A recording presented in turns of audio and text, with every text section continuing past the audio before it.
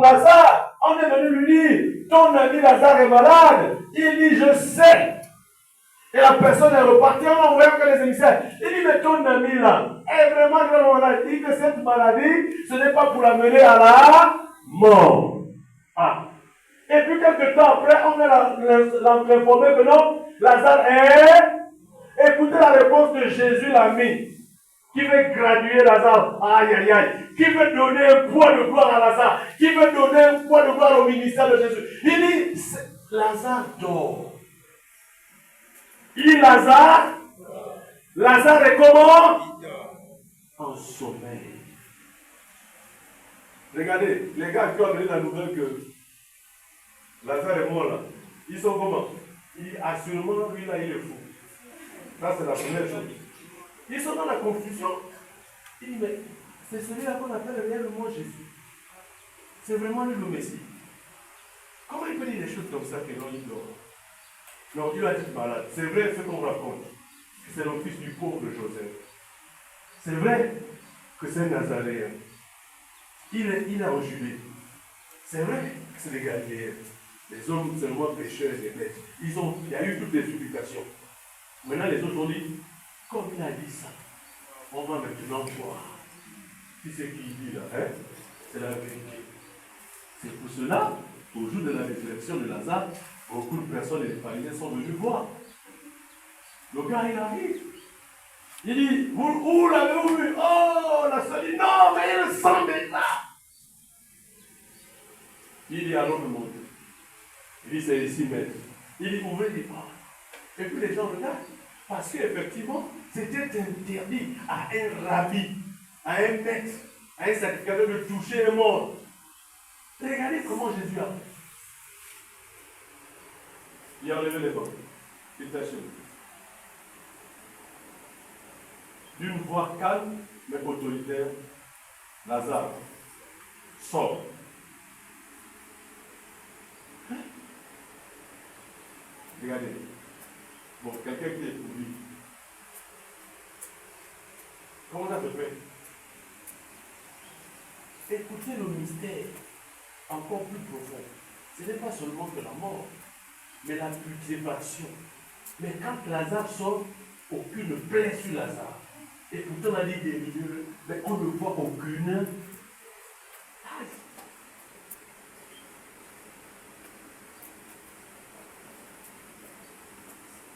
Il n'y a aucune trace de ce qui a mené Lazare à la mort. C'est-à-dire que la maladie, c'est pour cela que Jésus a dit, cette maladie, c'est pour la gloire de Dieu.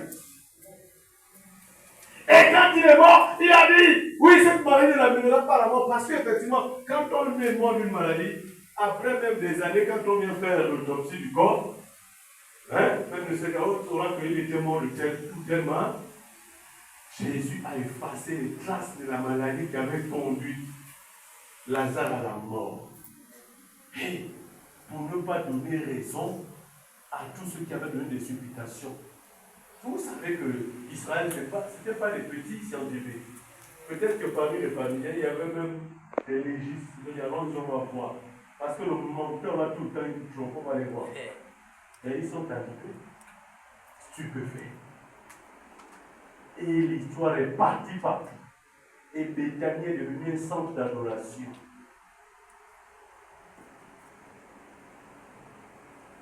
Frère, ce n'est pas ton petit problème là qui peut t'enlever de l'amour de Dieu. Quand tu refuses d'abandonner l'ennemi,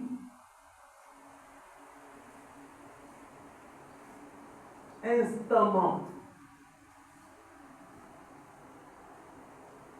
Dieu lui-même prend une décision pour te claquer. Vous savez, Dieu, il t'aime tellement. S'il te dit laisse, tu ne laisses pas. Ne suis pas Satan. C'est même lui-même qui va te gifler. Bien gifler comme vous faites là. Tu te gifles bien. Bah! Quand tu tombes là, pour que le diable n'ait pas la possibilité de te relever. Parce que si c'est Dieu qui te fait tomber dans l'épreuve, tu ne peux pas te relever. Si c'est Dieu qui te fait tomber dans les feux, tu ne peux pas te lever. Si c'est Satan, d'accord, Dieu peut venir te lever. Parce que si c'est Dieu qui te fait tomber, Satan a peur. Il ne peut même pas venir te dire, oh, ça c'est lui-même le boss qui te punit.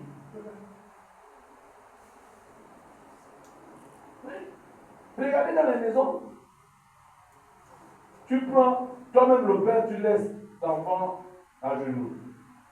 Le cadet à genoux. Et puis le grand frère là. Toi tu te déplaces. Et puis le cadet vient dire, lève-toi de la punition. Hein? Quand tu vas venir là, celui qui t'a levé de la punition là, je pense qu'il sera puni 2 fois plus que. C'est ça non? Ah, c'est ça. Donc frères et sœurs, prenez courage de ne jamais fuir les afflictions de ce monde, mais surtout persévérons dans la foi. Parce que ce que le diable n'aime pas, c'est la persévérance. Satan n'aime pas la persévérance.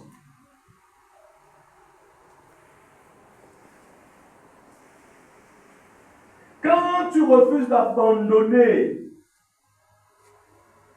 la foi, Satan aussi intensifie sa pression. Mais Dieu aussi prépare ta couronne. Amen. Amen. Donc n'abandonnez pas, frères et sœurs. Vous voyez? Mais cela prouve que tu es proche de Rehoboth.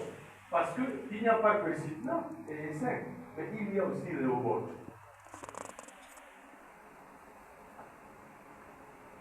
Il y a Rehoboth, le lieu très espacieux, large, le lieu là où il n'y aura plus jamais de contestation, le lieu de fécondité, le lieu de bénédiction sans fin, le lieu de bénédiction sans mesure. Rehoboth. Pourquoi il y a Sitna et c'est pour que tu ailles jusqu'à Rehoboth. Là où tu dois élargir ta tente. Amen. Là où tu dois manger à ta faim.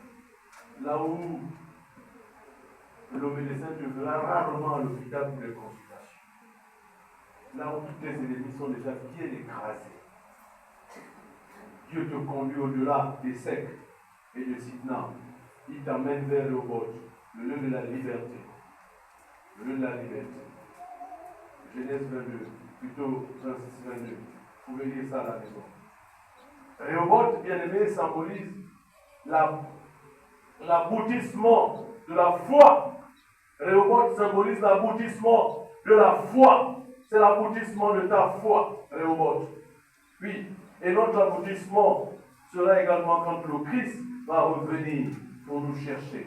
Tant que nous sommes sur cette terre, la lutte continue. Parce que nous sommes des jusqu'au bouddhistes.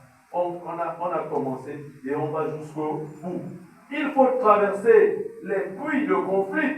Parfois, il faut arriver à traverser les lieux de conflit, les sujets de conflit, les sujets de discorde. Il faut arriver à les traverser pour arriver à un puits de la paix. Et il y aura de l'expansion de ta vie. Qu'est-ce que tu prépares à raconter d'aujourd'hui? Je vais m'arrêter par là avec cette question. Qu'est-ce que tu prépares à raconter d'aujourd'hui après que tu aies entendu cette parole? Qu'est-ce que tu prépares? Qu'est-ce que tu constates autour de toi? Est-ce qu'il y a-t-il une contestation? Est-ce que ta vie est-elle réclamée? Est-ce que tu vois les difficultés? Il y a des cas à chaque fois quand tu veux progresser. Dans ce cas, bien-aimé, si tu as constaté cette opposition autour de toi, cette accusation, oui, le manque d'évolution, alors prépare une offensive spirituelle.